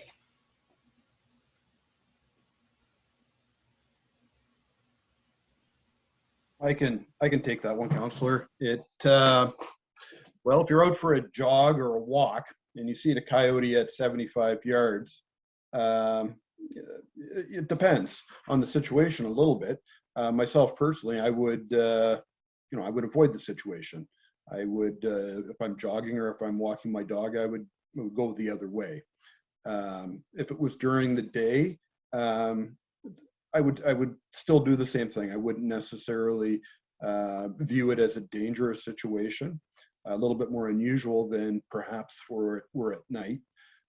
Certainly when I've talked to people in the past about, they often like to walk their dog late at night, or they go running early in the morning, et cetera, things like that. Sometimes the advice I'll provide them is to just, part of living with wildlife is making some small concessions. And sometimes those small concessions might be changing your behavior a bit to avoid those times of the day, when animals like coyotes are most active. At 75 yards, I don't see it's much of a problem. If the coyote then starts walking towards you, and starts getting inside at 25 yards, that's something that's a little bit more concerning.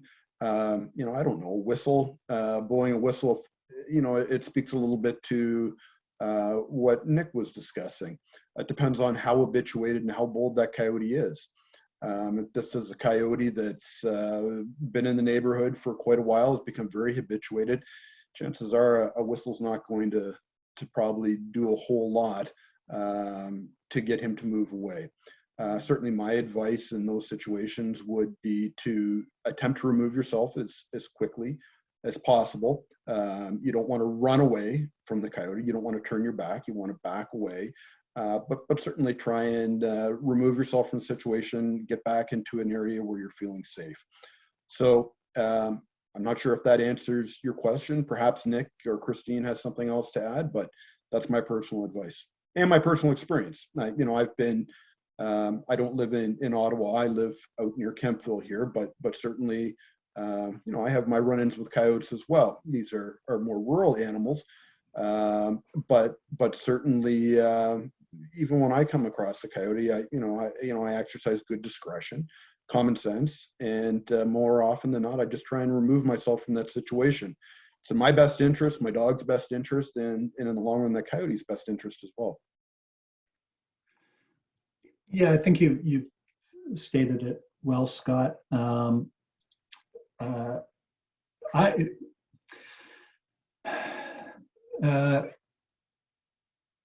There's a lot of, what are common behaviors that you see in coyotes that could be misinterpreted? Oftentimes, if you see a coyote and a coyote sees you, it's going to stop because they're curious creatures. It may be 50 meters away or 60 meters away. It's probably going to stop and take a look at you and assess whether you're a threat or not. That's not an aggressive coyote. That's a coyote just checking you out. A coyote approaching you is not necessarily an aggressive coyote. You have to understand maybe why it's approaching you. We had a video several years ago sent to us, a coyote out in the Stittsville area on the Trans-Canada Trail that was trotting toward the person with the camera. And the person interpreted that as aggressive behavior. But if you looked beyond the coyote, you could see another group of people walking toward coyote.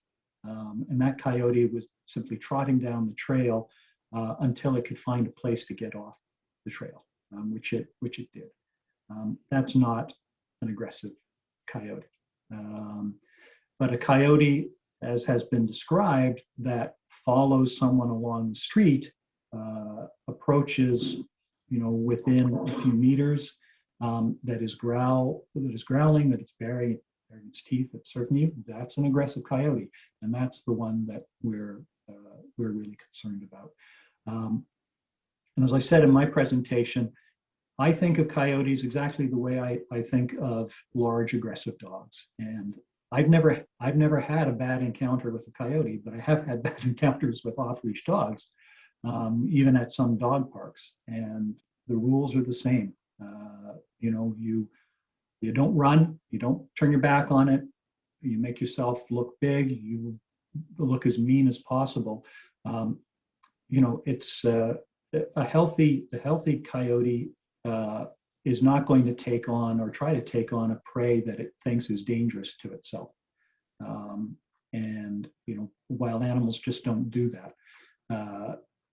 They don't go to the hospital if they get injured, so they're naturally cautious. And remember, the biggest coyote around here might be 50, 60 pounds. That's at the top end. And we are, for the most part, a lot bigger and a lot scarier than coyotes. So you just have to remember that and let the coyote know that we're a lot bigger and a lot scarier than us. All right, thank you. David, I just wanted to throw something in just very quickly. So speaking of Stittsville, I live in Stittsville, very close to the Trans-Canada Trail, and have come across coyotes many times. And I usually stop, as they do.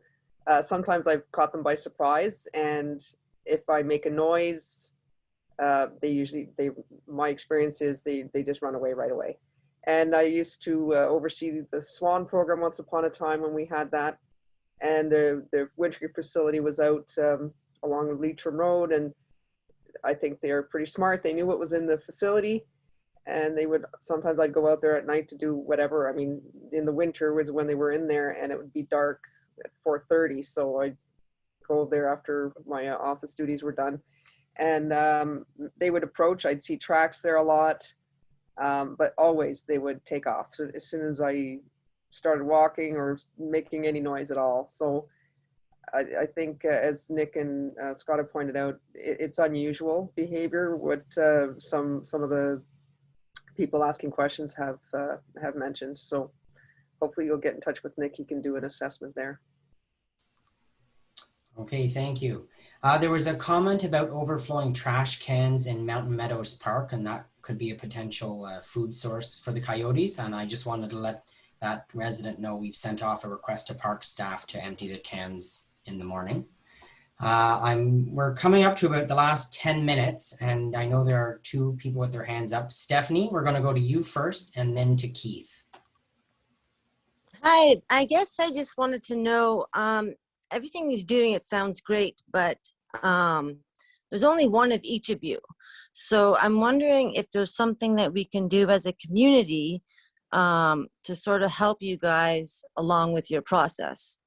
For example, like, let's say there's a nuisance coyote, we have to go call Carol, and then that Carol has to get in touch with Nick, and then he might go down and assess the situation. So I was just wondering if there was something else that we could do to provide a faster response, set up a hotline, or, get, sorry, I'm nervous, a team of trained staff to, go and do the field work. Sure, thanks for the question, Stephanie. Sorry, I guess I sort of got confused while I was talking to you. I'm kind of going off of Coyote Watch Canada, their sort of, their approach to it.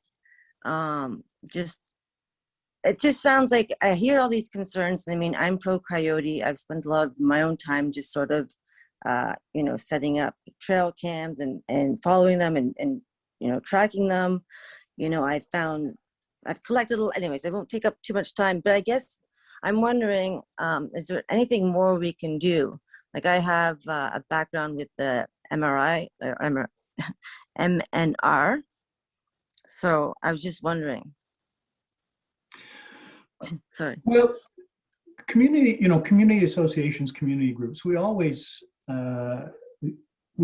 suggest that if there's an issue in the neighborhood, that it's something that should be discussed by the community association, and try to do education and outreach to the people in the community. We don't have anyone dedicated to issues like coyotes specifically at the city, mainly because that would be, that person would be seriously underworked. The situation just doesn't arise enough for us to have someone devoted full time to dealing with coyotes. It's something that I take on in my role as the senior planner and biologist in natural systems. Um, uh, there's lots of public information out there. We have information on our website. The Ministry of Natural Resources and Forestry has information on its website. The Ottawa Carleton Wildlife Center, they've got a website with great information about all kinds of urban wildlife. They deal with great information on raccoons and skunks, as well as coyotes. And frankly, we get a lot more calls about raccoons and skunks than we do about coyotes. So there's lots of information out there, and we encourage people to make use of that information. Okay, perfect. Thank you. Thank you very much. Keith, you're up. Great. Well, thanks for this session tonight. In response to one of the first questions, Scott highlighted that one of the things that I consider to be how I don't really see it's a flaw in the city's approach, in my opinion, to handling the communities and the coyotes in the community. At the start of his answer, he remarked that he did not know the specific situation of this coyote. And earlier on the call, I believe Nick said that the city would not even look at a coyote until it shows a consistent pattern of aggression. And the examples he used were attacking dogs on leash during the day, approaching and nipping at people. These are, to the community, these are major safety issues. And in response to Julie's and Katie's questions, Nick said that he'd be willing to come out and do an assessment. Various people from the community I know have communicated this to the city, at least through the councillor. With that being the case, why is the offer only coming out now to come out to take a look at the coyotes we have here? And why isn't it easier to get someone out to take a look? And just to add on to that, we want to learn how to cohabitate with coyotes, but part of that would be, part of getting acceptance with that would be making sure to be very proactive when a coyote may be becoming an issue. So I'm just wondering if you can comment on that, please. Yeah, very, very fair question. So so I'll talk about last summer, and then I'll talk about right now. So last summer, we heard the reports that there was an aggressive coyote almost right away, and as Christine Hartig described, the city and specifically Christine and bylaw started the process of arranging for the location and removal of that problem animal. So that was that response. At the end of the day, it turned out that ultimately the animal was destroyed by the police, and so it wasn't necessary for Christine to act. We typically hear about coyote issues through the ward councillors. So, and we hear about the coyotes before they really reach the stage of aggression. So in the Alta Vista, we have not had any significant incidents, but there have been observations of coyotes out during the day. So I'm going to be giving a presentation there. I gave a presentation for Councillor Gower in Stittsville because again, we're having reports of coyotes in the Pool Creek corridor. Neither case, Alta Vista, Pool Creek, we had the discussion just as we're having now with community, and there didn't seem to be any desire expressed by the community members at those meetings that, for a risk assessment, no one seemed to feel that it reached that point. Here we're proceeding exactly the same way. The community's identified a problem, the councillor is aware of it, the councillors brought us in, and it seems as though we may have a more serious issue here and one that requires investigation. And so that's how we're proceeding. It's a system that seems to be working so far. We seem to been able to respond promptly when issues have arisen. So that's how we're proposing to carry on for the time being. If at some point it does not suffice, then we'll have to revisit our approach. Okay. Great, thank you. These information sessions are certainly valuable. I just want to comment, though, that it reaches a very limited population. There are 58 people on this call, and a lot more people in the neighborhood need to participate in the steps that you're talking about to make sure that coyotes don't get habituated. I don't know, it was a long time ago, so a lot of people don't know. I was a past president of the community association here, and it was a much smaller community then, and it was still hard to get the word out to the community and get across the board buy-in on issues, especially something like this. And I think it was Scott that mentioned that even if you have 80% of the people do it right, the other 20% will contribute to habituating coyotes to people. So by my calculation, we have about 3% of the neighborhood on this call. We have at most 5–6% that are on the Facebook group that's discussing these issues. So how can we possibly get the community to do what it needs to do to avoid further habituating these coyotes to our neighborhood and being around us and being around our kids and being around our dogs and eating our garbage and all of those things. So I just curious how a larger community like this can make sure everyone does their part so that we don't have these issues. I'm going to jump in here, Keith, only because in the notes I've been taking as this presentation's gone on tonight, I'd written down peer pressure and I'd put a star beside it because I think it's a tool and it's something that I think people in the city of Ottawa and your neighborhood need to recognize is going to have to be exerted to some degree in order for the situation to start to get better. Nick, Christine, Councillor Meehan, myself, we can only reach so many people through outreach sessions such as this. Certainly there needs to be some onus on residents themselves that do take the time to attend these sessions to communicate amongst their friends and neighbors and exert some peer pressure, because my experience has been in coming in and talking to people, and usually it's after these sessions when people come up and talk to me one-on-one, and they do that for a variety of different reasons.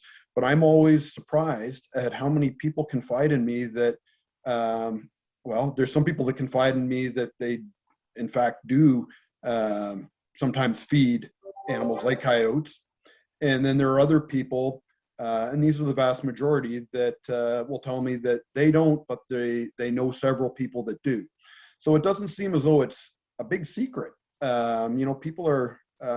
People tend to know who those individuals are out there, that 10% that you referred to and that I spoke of earlier, that potentially are making things more difficult for everyone else. And whether it's bylaws or provincial regulations and whatnot, they're only so useful, and that's a function of enforcement capabilities. I think peer pressure to some degree is going to have to play a role in getting people to adopt some best management practices. And I think it'll only be through the adoption of that peer pressure approach in some circumstances where you'll start to really notice things starting to get better. So I just made a note that I thought that was something important that people needed to recognize. Nick and Christine may have more to add, I'm not sure. Well, I just on that though, peer pressure to do what exactly? Because, and I mean, there's a number of people that are active on the Facebook group and chatting about these issues, and no one has come on and said they know of a neighbor that feeds the coyotes, or that there's anything like that going on. There is some stuff going on, and this was part of what I wanted to understand in terms of what the community needs to do. There is peer pressure on that group to not put your garbage out the night before and to not put your green bins out the night before. And I mean, steps like that are, not everyone can get up at 6, 7 o'clock in the morning to get their garbage out. Or it just doesn't always work. And I mean, this is a big problem. if that's what you're saying is drawing the coyotes to the community. I mean, I live on the back path. There's still lots of bunnies I see around. There's skunks, there's birds. We see dead birds almost every other day on our walks, be it in the middle of the street or in there. There's a lot of food in the neighborhood that is not provided by people. So to say that the solution, the issue is we're habituating them by giving them food, I'm not 100% sure that's the case. And if it was, at least anyone I talk to doesn't know who to point a finger at to say is doing this. So that's where I'm kind of stuck, is what more can we do? I was thinking like, how do we get people to, I don't know, haze them, like consistently push them kind of back into the woods, or at least not into our streets because they don't want to be in our streets. It's just very uncertain in our case what steps we need to take to kind of get them back into the woods where they should be. No, that's fair enough, Keith, and I understand what you're saying. And the example of, you know, people feeding the coyotes and exerting the pressure on them, that's an extreme example. It could be, you know, you mentioned about the garbage cans, and I hear you. It's not always easy for some people to be able to get up at 6 o'clock in the morning to take their garbage out. You know, but there are, at the same time, there are other small things. Putting your cat outside. You know, free-ranging cats have actually been documented to be an attractor to bringing coyotes into urban areas. In some cases, the major attractor. You know, and so you make that known to people, and I talk to people all the time through my work that lose their cats and are upset they lose their cats, for example, to wildlife. And, you know, the solution in my mind is quite simple. You keep your cat inside, it's protected. Alternatively, you know, you could exercise some discretion, some best management practices, try and keep that cat out of harm's way, and at least bring it in at night when these animals are going to be more active. Much to my chagrin and frustration, I'm always surprised at how inflexible sometimes people can be making these small concessions. Taking down bird feeders, even if it's just for a short period of time, how many people, you know, refuse to do that? And I'm not saying that, you know, bird feeders or cats in this situation are major drivers, but in combination with all these other things, they all certainly do contribute. So, you know, the example of pointing fingers at, you know, who's taking meat out and dumping it in the park to feed the coyotes, I mean, that's a rather extreme example. It's more a case of trying to get everyone to buy into trying to recognize there's problems here, that they all play some small role, and to do what you can, at least think about it a little bit and be aware. And maybe then if everybody's thinking about it just a little bit and making some very small concessions, what they're able to do, you know, things might get a little bit better. So it's a little bit softer form of peer pressure than pointing fingers and, you know, shaming people. That's not what I'm suggesting, I don't think. Yeah. Yeah, if we kind of need maybe a little more clarity on what will really make a difference, because arguing in the Facebook group about putting green bins out the night before or not is not really, in my opinion, from what I've heard, really going to change the situation. Yeah, Keith, it's Nick here again. You know, we run into this issue all the time. It arises, you know, a lot more often when we talk about things like skunks and raccoons, where people are getting skunks and raccoons in their backyard. And the solution there is much the same. You just, you know, make your yard uninviting for skunks and raccoons. But you really need, but getting a whole community on board to do that is next to impossible. And realistically, you probably just need to work with the two people, you know, with the houses on either side of you. And at the end of the day, if you're not going to get community buy-in, then at least you change your own behavior so that you're reducing the risk to yourself and to your family. And that may be all that we can do, because we're not going to get rid of coyotes in the urban environment. So we do have to find a way to live with them. Oh, great, thank you. All right, well, thank you very much. We are shortly past 8:30. I just want to let everyone know that the recording of this info session is going to be available on the Councillor's YouTube page. And we're also going to send a link out to everyone who registered for tonight's session. So you will be able to get a copy of it, and you'll be able to listen to this again and share it with anyone else who may have interest. If you do have any questions that weren't addressed, I would ask that you please email Councillor Meehan, and we'll do our best to get responses to those questions. So Councillor, if I could ask you to provide a wrap up. Thank you, David. Yeah, I want to thank all our guests this evening for joining us. Really great information. I know this is a tough situation, and we endeavor to try to address it as well as we possibly can. So I want to thank Nick for joining us this evening, Nick Stowe, Scott Smithers from the Ministry of Natural Resources and Forestry, to Roger Chapman and Christine Hardick from Bylaw and Regulatory Services, and sorry, Constable Marcus Shabinsky, that's a hard one, and I apologize, and to Sergeant Mo Elmi, and also to my staff. You know, we take this issue very seriously, and I was proud to put this session on this evening. I hope we've answered some of your questions, but it is a tough and complicated issue. We have a responsibility. Share this with your neighbors, if you will. We'll put that link on again to the wildlife expert from Chicago who spoke at City Hall not that long ago, I think just before the pandemic.